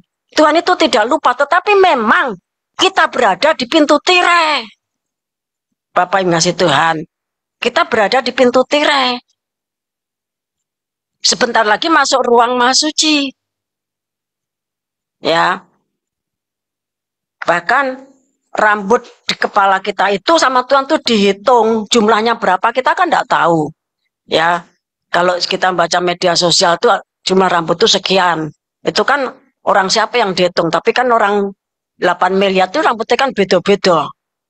Kalau sudah semakin tua tuh rambutnya kan semakin tipis, ya toh. Kalau masih muda tuh rambutnya kuatel banget, akeh. Tuhan tahu jumlahnya. Ya. Jumlahnya rambut yang botak Tuhan juga tahu, ya toh. Dulu waktu masuk LPBKWI rambutnya saya ketol dowo ya. Nah, Tuhan tahu jumlahnya. Sekarang berapa jumlahnya Tuhan juga tahu. Oleh sebab itu kita tuh tidak boleh khawatir. Kalau Tuhan tuh sepertinya diam, kita sudah seperti buluh yang terkulai, meh pedot. Ya, seperti lampu yang nyaris padam, sudah pudar. Tuhan itu tahu, Bapak Ibu ngasih Tuhan. Tuhan itu tahu. Ya memang itu perbaikan tirai. Lah terserah, kowe milih neng halaman, ya, jadi rakyat, ya, atau milih di ruang suci, atau pilih di ruang maha suci. Kalau cukup di ruang suci, ya tidak ada perbaikan tirai daging, adanya pengajaran, kesaksian, sembahyang. Tapi kalau pengen masuk ruang maha suci, ya harus perbaikan tirai. Bapak Ibu ngasih Tuhan, tidak ada yang salah dengan hidup kita. Tuhan tuh mengatur sampai sedemikian kecilnya. Bapak Ibu ngasih Tuhan. Tetapi karena memang harus berada di pintu tirai, ya kecuali saudara wes sakura pintu tirai rapatean, ya Bapak Ibu kasih Tuhan. Kecuali saudara demikian, ya saudara nanti tentunya dilorot itu artinya diturunkan. Kalau saudara nanti menghujat kebijakan Tuhan, ya saudara nanti diambil sama Tuhan. Pas kejet begitu minta ampun Tuhan Yesus, terus matek. Saudara nanti baru tahu bahwa kapal itu ada. Tapi kalau masih manusia darah daging, itu tidak bisa dilihat mata, tidak bisa didengar telinga, tidak bisa dibatinkan orang, dikandano noping sewu, lambe sak tumang karek semerang. Tumang itu kalau zaman dulu ya, seperti kompor ya, tempat untuk memasak tetapi dari tanah, seperti tempatnya Mbah Gunung ya, ketika kita MP3 pertama itu. Lah di depannya tuh kan ada besi. Besi itu kan lebar, tebel. Lambe sak tumang kari samerang, artinya sudah dikandani peng bolak-balik ya. Tetap ora percaya. Ya berarti jatahnya diinjak-injak. Seperti ajudannya raja.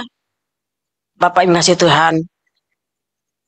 Kita baca ayat 13 sampai 21 dari Lukas 12.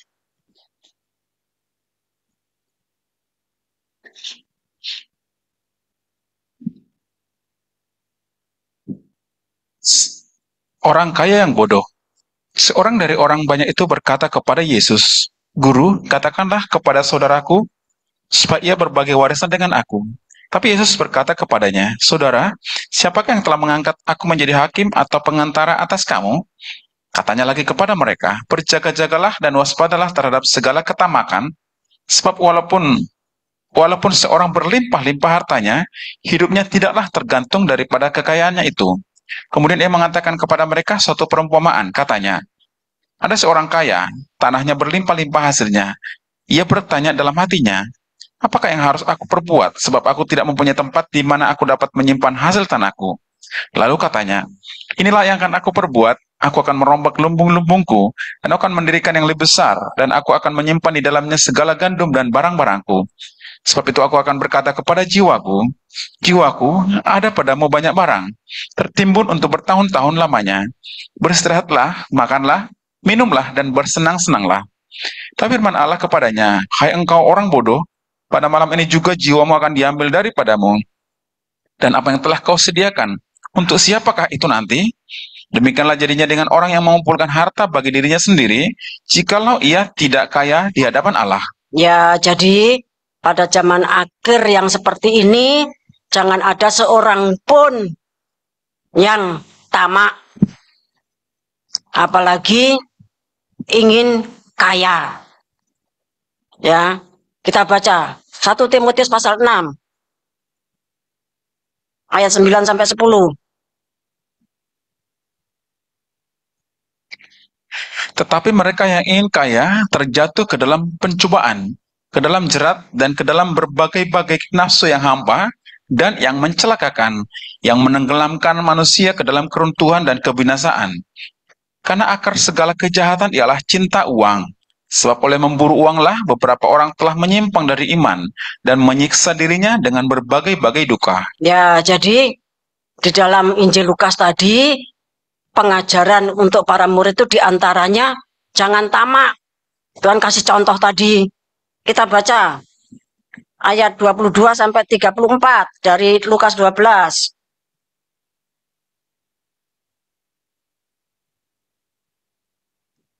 Hal kekhawatiran. Hal kekhawatiran, Yesus berkata kepada murid-muridnya, "Karena itu aku berkata kepadamu, janganlah khawatir akan hidupmu, akan apa yang hendak kamu makan, dan janganlah khawatir pula akan tubuhmu, akan apa yang hendak kamu pakai. Sebab hidup itu lebih penting daripada makanan, dan tubuh itu lebih penting daripada pakaian. Perhatikanlah burung-burung gagak yang tidak menabur dan tidak menuai, dan tidak mempunyai gudang atau lumbung. Namun demikian diberi makan oleh Allah. Betapa jauhnya kamu melebihi burung-burung itu. Siapakah di antara kamu yang karena kekhawatirannya dapat menambah sehasta pada jalan hidupnya? Jadi, jikalau kamu tidak sanggup membuat barang yang paling kecil, mengapa kamu khawatir akan hal-hal lain? Perhatikanlah bunga bakung yang tidak memintal dan tidak menenun. Namun aku berkata kepadamu, Salomo dalam segala kemegahannya pun tidak berpakaian seindah salah satu dari bunga itu. Jadi jika rumput di ladang yang hari ini ada dan besok dibuang ke dalam api, demikian didandani Allah, terlebih lagi kamu, hai orang yang kurang percaya. Jadi janganlah kamu mempersoalkan apa yang akan kamu makan, atau apa yang akan kamu minum, dan janganlah cemas hatimu.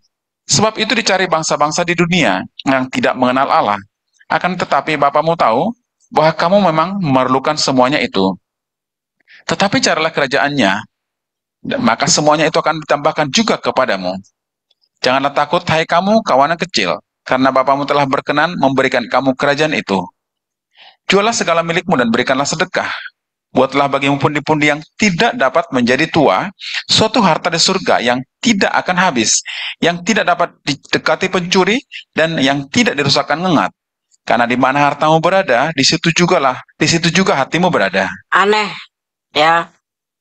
Orang sedang khawatir apa yang akan dimakan, apa yang akan diminum, apa yang akan dikerjakan, dan Tuhan memberikan contoh tentang burung gagak, ya kalau tadi burung pipit, ya, kemudian tentang bunga bakung, tapi di bawah itu Tuhan tuh malah berbicara, ayat 33, jualah segala milikmu dan berikanlah sedekah. Artinya di dalam kekurangan yang sangat kurang, di dalam kemiskinan yang sangat miskin, kita tuh jangan khawatir, justru harus berbuat baik. Seperti janda Sarfat. Bapak mengasihi Tuhan, jangan justru karena kekurangan menjadi semakin cedil. Karena kekurangan menjadi lit. Bapak mengasihi Tuhan. Tetapi suruh berbuat baik. Bapak mengasihi Tuhan, ya. Disuruh berbuat baik, disuruh memberi sedekah. Ini namanya tokoh paradoksal. Di dalam kemiskinan yang paling miskin, besok mati karena sudah tidak ada apa-apa seperti janda Sarfat. Tapi jiwa rohnya janda Sarfat sudah dikasih tahu. Nanti akan ada hamba Tuhan ke sini, diopeni sing genah. Tapi ketika bangun, lali, ya, nanti parani Tuhan, ya, terus berbantah-bantah sama Nabi Elia. Tetapi pada akhirnya tentunya roh Tuhan bekerja, karena saat itu Elia itu sedang dikejar-kejar sama Isabel untuk dibunuh. Tugasnya belum selesai, dia kan harus melantik, ya. Asael harus melantik, Yehu harus melantik Elisa. Tugasnya belum selesai. Bapak mengasihi Tuhan. Jadi di dalam kekurangan itu jangan khawatir. Justru harus memberi sedekah, harus berbuat baik. Jangan sampai nanti sudah enggak awake dhewe raneng kok. Kok nyileh-nyileh. Ya. Bapak Ibu yang kasih Tuhan. Ini firman Tuhan. Kalau saudara itu adalah mempelai Tuhan, ya seperti itu. Tapi kalau bukan mempelai, orang halaman rakyat itu tidak seperti itu. Kalau rakyat itu sulit untuk berbuat. Justru setiap saat itu menunggu bantuan. Setiap saat menunggu bantuan. Tetapi kalau mempelai itu, ya seperti Injil Lukas pasal 12 ini. Kemudian kita baca. Perlu kewaspadaan. Ayat 35 dan seterusnya.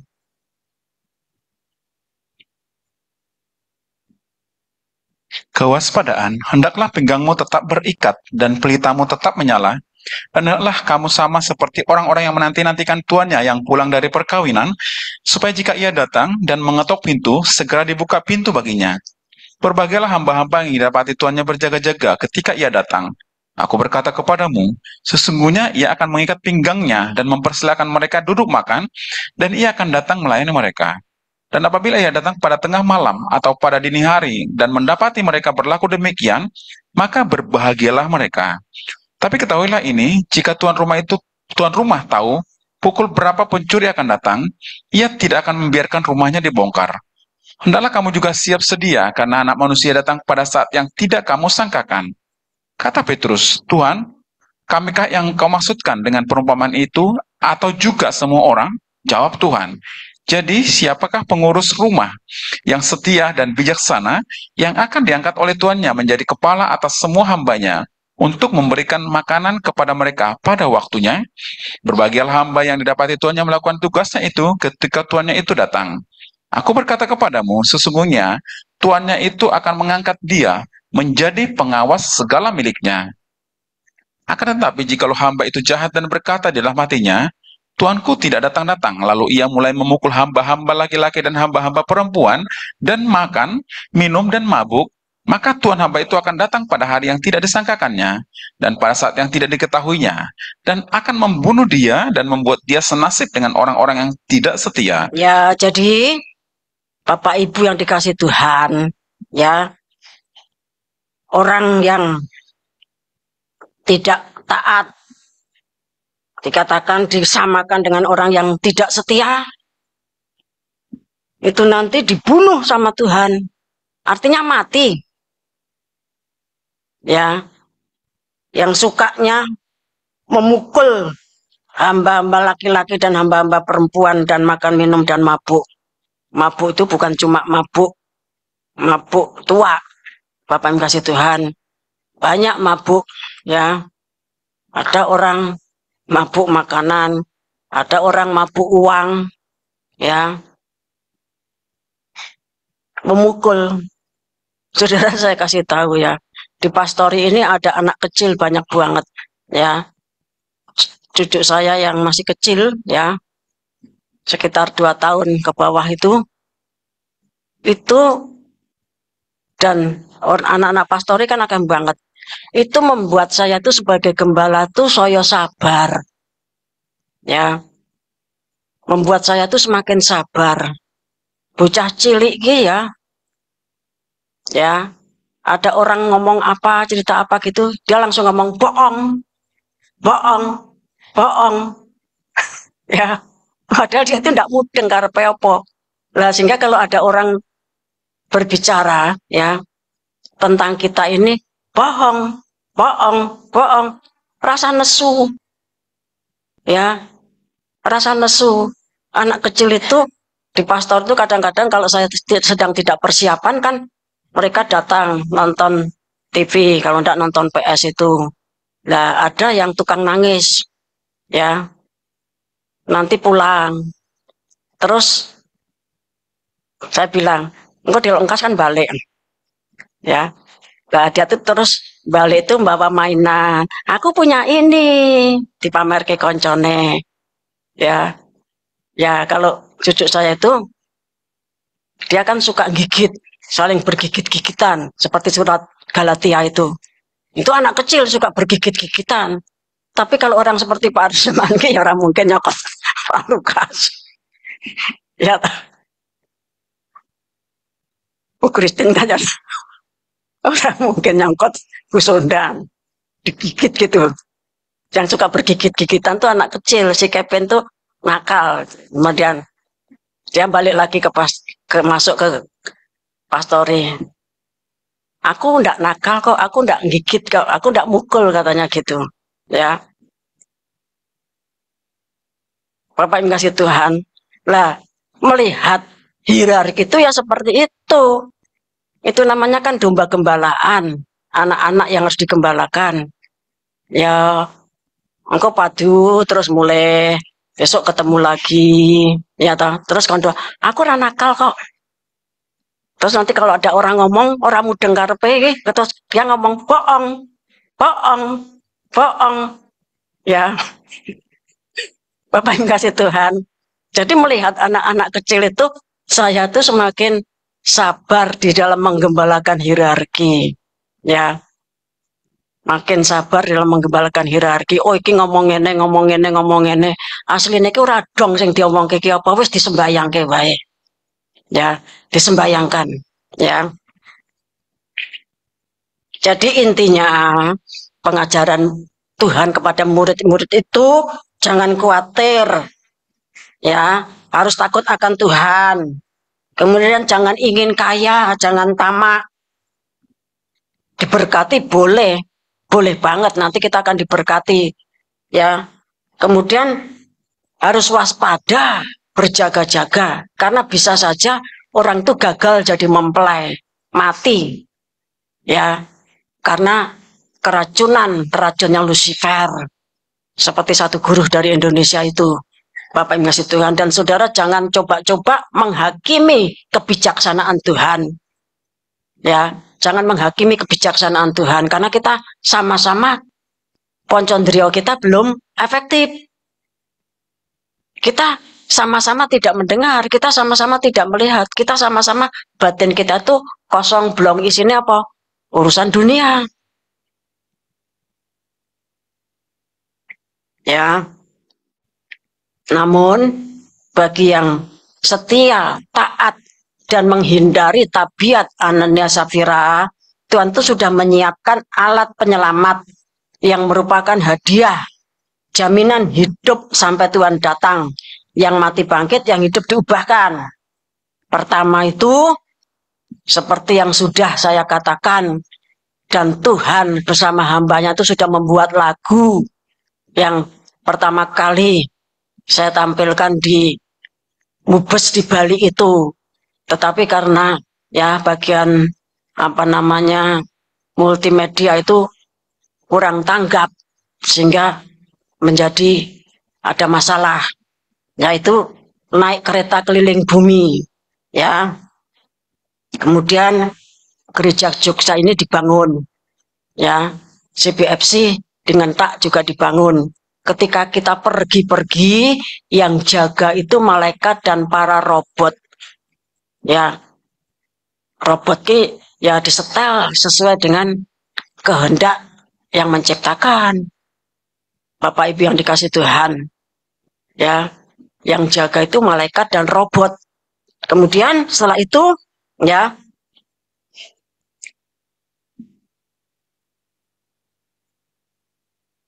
karena Tuhan Yesus itu namanya adalah Sang Hikmat, Sang Makrifat. Ya, Salomo itu diberi sedikit. Ya, namun demikian begitu terkenal, begitu dahsyat bisa membangun apapun. Ya, Bapak yang kasih Tuhan. Ayat 42 dari Matius 12 itu dikatakan yang ada di sini itu lebih dari Salomo, yang ada di sini itu siapa? Waktu itu adalah Tuhan Yesus Kristus. Bapak yang kasih Tuhan, yang ada di sini itu lebih dari Tuhan Yesus, lebih dari Salomo. Tuhan Yesus Kristus itu lebih dari Salomo, bisa membuat apapun. Teknologi di surga itu canggih lebih dari teknologi di bumi. Bapak yang kasih Tuhan, ya. Kemudian Zakaria pasal 6 ayat 6, tolong dibaca. Yang ditarik oleh kuda hitam itu keluar ke tanah utara, yang putih itu keluar ke arah barat, yang berbelang-belang itu keluar ke tanah selatan. Terus ayat 7. Dan yang merah itu keluar, gelisah untuk pergi, hendak menjelajahi bumi. Lalu berkatalah ia, pergilah, jelajahilah bumi. Maka mereka menjelajahi bumi. Ya, jadi keempat kuda itu Bapak yang ngasih Tuhan, kuda putih ke barat, ya. Kemudian kuda hitam itu ke utara. Utara itu artinya Eropa, ya. Kuda belang-belang itu ke selatan. Ke selatan itu berarti arah apa namanya Australia. Yang merah itu keliling jagat. Bapak Ibu yang dikasih Tuhan, ya. Kuda tentunya kita pergi tidak naik kuda, ya. Daya kuda atau tenaga kuda atau kuasa kuda adalah satuan pengukuran daya yang pada umumnya dikaitkan dengan daya yang dikeluarkan dari suatu mesin. Ya. Kemudian satuan pengukuran daya atau laju kerja yang dilakukan biasanya mengacu pada output mesin atau motor. Jadi kalau bicara kuda, itu bicara soal mesin atau motor.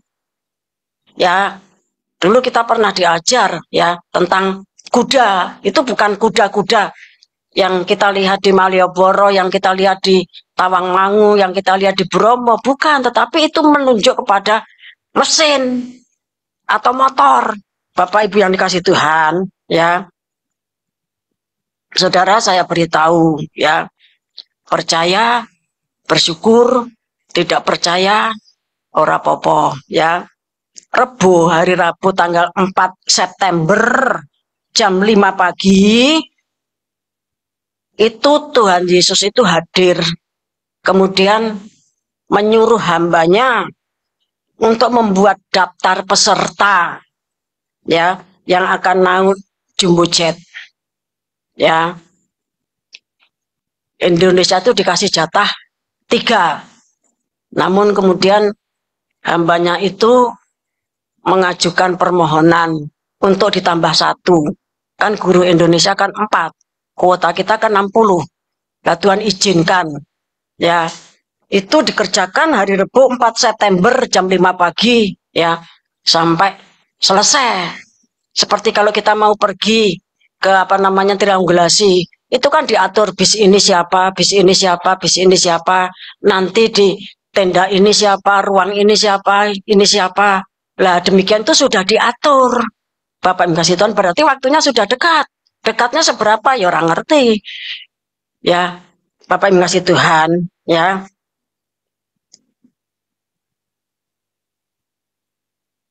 Seperti Matius 24 ayat 27, tim dari timur itu akan bergerak ke barat. Ya, dengan pesawat jumbo jet masing-masingnya 600 kali 4.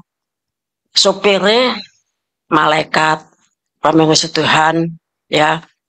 Pilotnya itu malaikat. Kemudian hari Kamis sampai Jumat, ya, tanggal 5 sampai 6 September, ya, berarti hari Kamis sampai Jumat itu guru yang dari Amerika itu datang, ya. Mereka minta untuk dibimbing, dibantu untuk mengisi daftar tersebut, ya. Dari Amerika itu jatahnya 1, ya. Kemudian setelah itu, kemudian yang kedua itu guru dari Eropa, dan yang terakhir hari Jumat, ya. Itu setelah FGA itu yang dari Sinim itu datang, ya. Mereka membuat daftar untuk 1 jumbo jet untuk apa namanya anak buahnya, ya. Ketika guru yang dari Sinim itu datang, karena tadi Lukas 12 mengatakan apa yang tersembunyi semuanya dibuka, ya. Guru dari Sinim itu berkata, oh ternyata kamu di sini. Ada anak kecil, ya. Itu katanya sudah hilang 3 tahun. Ternyata ada di pastori. Terus sama guru yang dari Sinim itu digendong, ya. digendong, disayang, ketemu Bapak yang kasih Tuhan. Tapi orang tuanya di kapal. Kemungkinan ya mereka tuh karena pengejaran sini kan Cina itu kan keras. Kristen kan sangat ditekan. Nah, ketika mereka tuh melarikan diri pakai naik kapal gitu, kapal kecil ya, itu terjadi bencana atau mungkin digarahi itu artinya ada gangguan sehingga sekeluarga itu meninggal dunia ya. Kemudian anaknya itu ada di sini. Bapak Ibu yang ngasih Tuhan ya. Jadi daftar itu sudah dibuat. Ya, daftar itu sudah dibuat. Kemudian hari Minggu hari ini ya sampai nanti hari Rebu tanggal 8 sampai 11 September itu dibawa. Jadi malam ini ya, itu dibawa ke Dewan Musyawarah Tuhan untuk dirapatkan ya. Bisa terjadi bongkar pasang. Karena Matius 19 ayat 30 itu mengatakan ya. Tetapi banyak orang yang terdahulu akan menjadi yang terakhir dan yang terakhir akan menjadi yang terdahulu. Bapak Ibu yang kasih Tuhan, yang sejak terdahulu tidak setia, tidak taat, menjadi yang terakhir. Maksudnya gimana tidak tahu. Tetapi yang baru datang itu setia, taat, dan tidak punya roh Anania Safira menjadi yang terdahulu.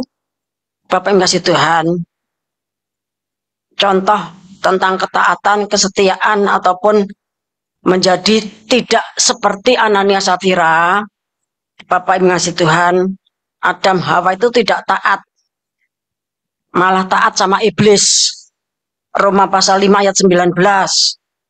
1 Samuel 15 ayat 22-23. Raja Saul itu tidak taat, keras kepala, degil, ya berkepala batu, tidak taat.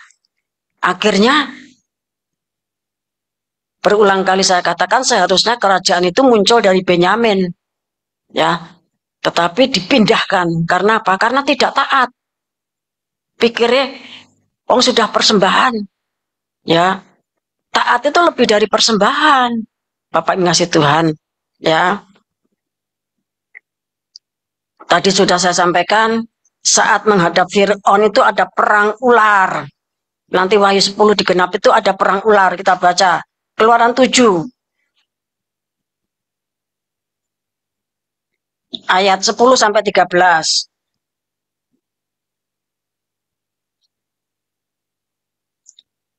Musa dan Harun pergi menghadap Firaun, lalu mereka berbuat seperti yang diperintahkan Tuhan.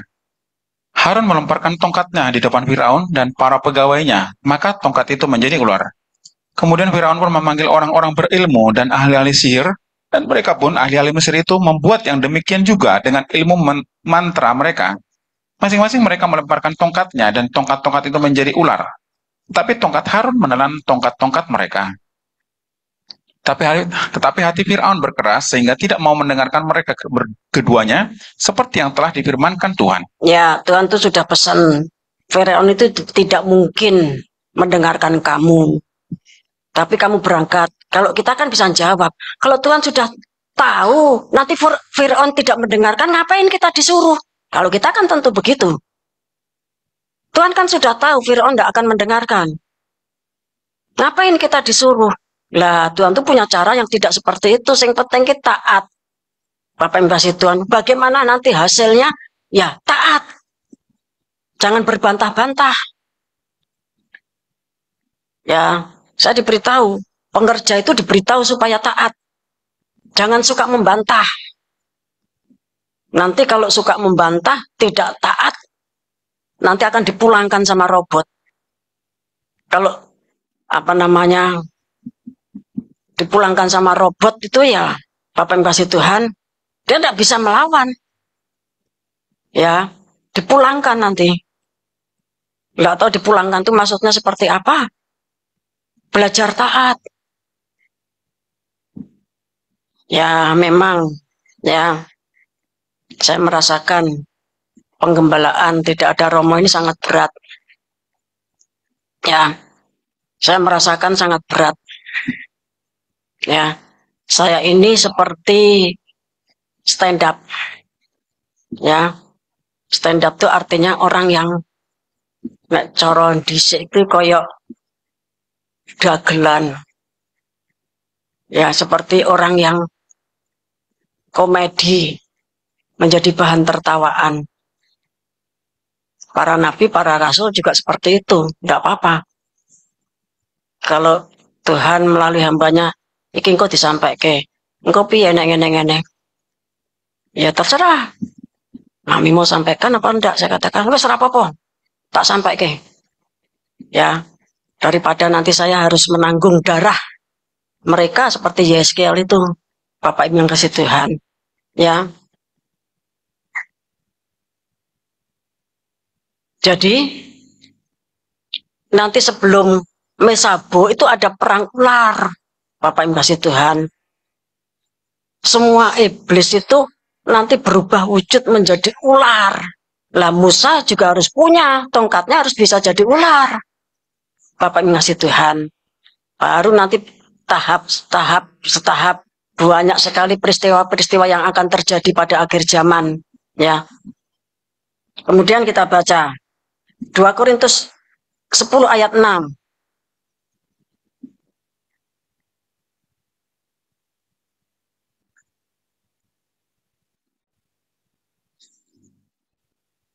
Dan kami siap sedia juga untuk menghukum setiap kedurhakaan bila ketaatan kamu telah menjadi sempurna. Jadi ketaatan itu harus disempurnakan. Seperti ketaatannya Tuhan Yesus. Dia tuh Allah. Tetapi kesetaraan dengan Allah itu tidak dipertahankan. Dia mengambil rupa seorang manusia dengan kasta, budak rodi, hamba yang harus taat sampai mati. Dan dengan cara itulah dia tuh menang atas semuanya yang di langit, yang di bumi, dan yang di bawah bumi. Lah di sini dikatakan kalau ketaatan kita itu nanti sudah sempurna, ya, maka setiap pendurhakaan itu akan dihukum. Si pendurhaka nomor 1 itu siapa? Antikris. Bapak Ibu ngasih Tuhan, itu akan dihukum. Sebab itu kita belajar taat. Dan taatnya itu disempurnakan, taat banget. Bapak Ibu ngasih Tuhan, ya. Kemudian setia sampai akhir. Matius pasal 24. Ayat 12 sampai 13.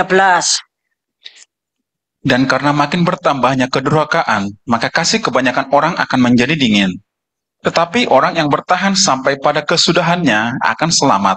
Ya, orang yang bertahan sampai kesudahannya, setia sampai akhir, akan diselamatkan dengan posisi hidup sampai Tuhan datang. Bapak Ibu yang dikasih Tuhan, ya. Ada suatu contoh, ini sangat bagus, ya. Contoh ketaatan, kesetiaan dari para pahlawannya Raja Daud. Kita baca 2 Samuel 23.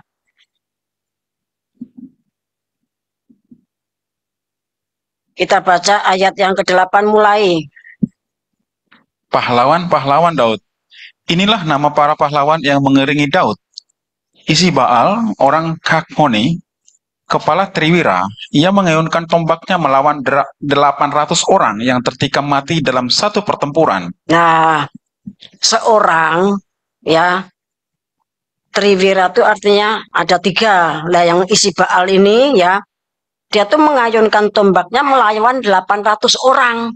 Jadi satu musuh 800 orang, ya,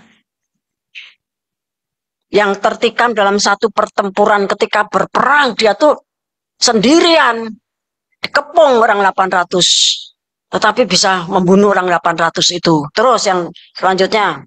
Dan sesudah dia, Eleazar anak Dodo, anak seorang Ahohi, ia termasuk ketiga pahlawan itu. Ia ada bersama-sama Daud ketika mereka mengolok-olok orang Filistin yang telah berkumpul di sana untuk berperang, padahal orang-orang Israel telah mengundurkan diri. Tapi ia bangkit dan membunuh demikian banyak orang Filistin sampai tangannya lesu dan tinggal melekat pada pedangnya. Tuhan memberikan pada hari itu kemenangan yang besar. Rakyat datang kembali mengikuti dia hanya untuk merampas. Ya, ketika orang Israel yang lainnya itu melarikan diri, ya, pahlawan ini, ya, membunuh banyak orang Filistin sampai pedangnya itu, tangannya tuh keple, tangannya tuh lesu dan tinggal melekat pada pedangnya. Terima kasih Tuhan. Tinggal melekat sama pada pedangnya. Kalau pengen masuk ke gerakan akhir zaman itu harus punya keberanian seperti itu. Jangan seperti waktu di Kupang itu. Ada tantangan malah pada ndelik kabeh. Bapak yang kasih Tuhan.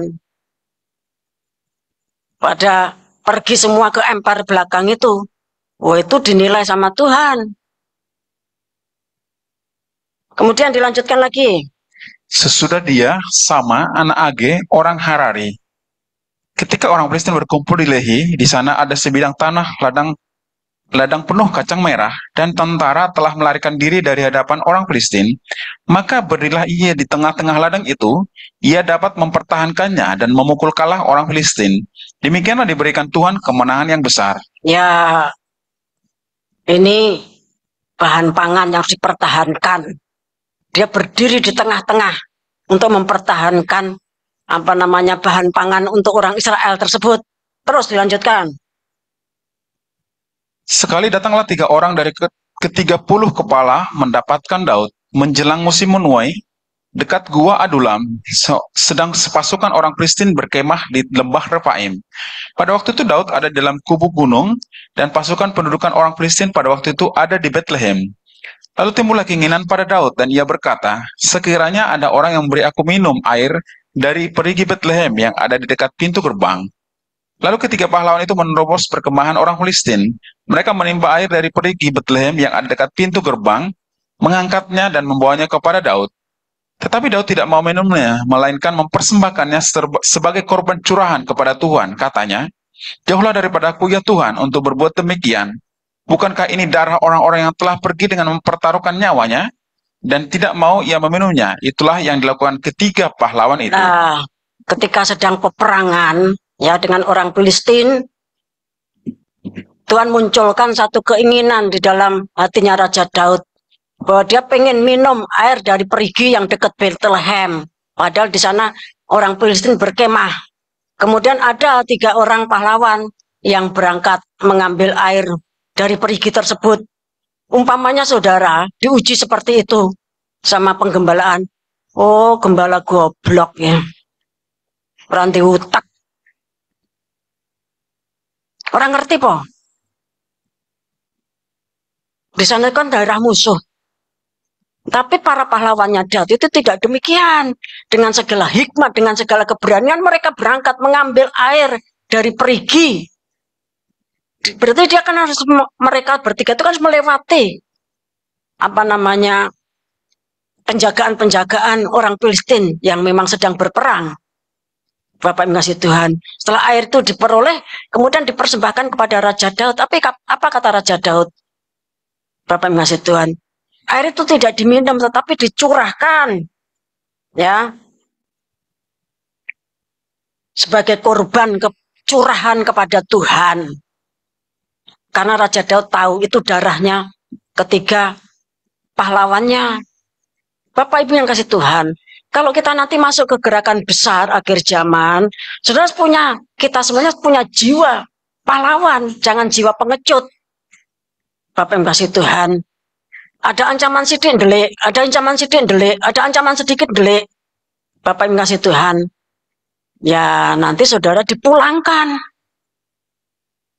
Seperti Lukas 12 tadi. Ya, dipulangkan. Kemudian dibaca lagi. Ayat 18.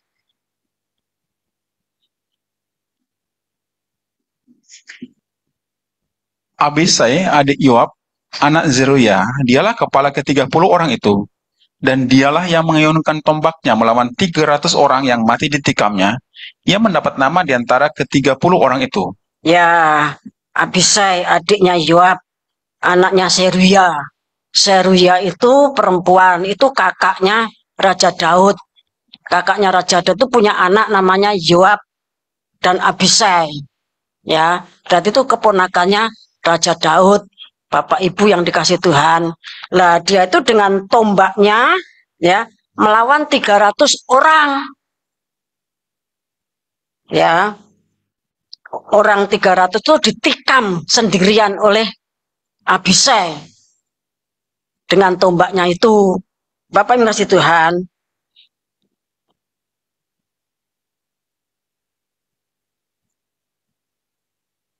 Ayat selanjutnya, ayat 20.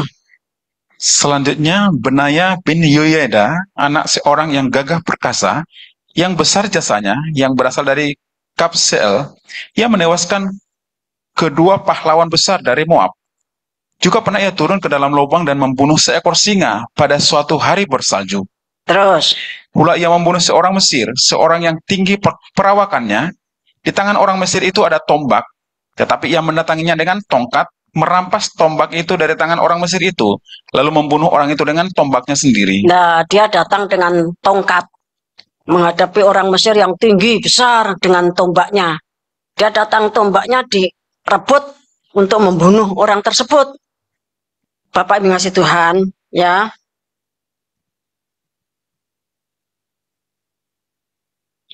Kalau kita baca selanjutnya itu adalah pahlawan-pahlawannya Daud. Mereka tuh orang-orang yang pilih tanding, orang-orang yang mampu berperang. Bapak Ibu yang kasih Tuhan, dengan kedahsyatan seperti yang dituliskan di dalam 2 Samuel 23 ini.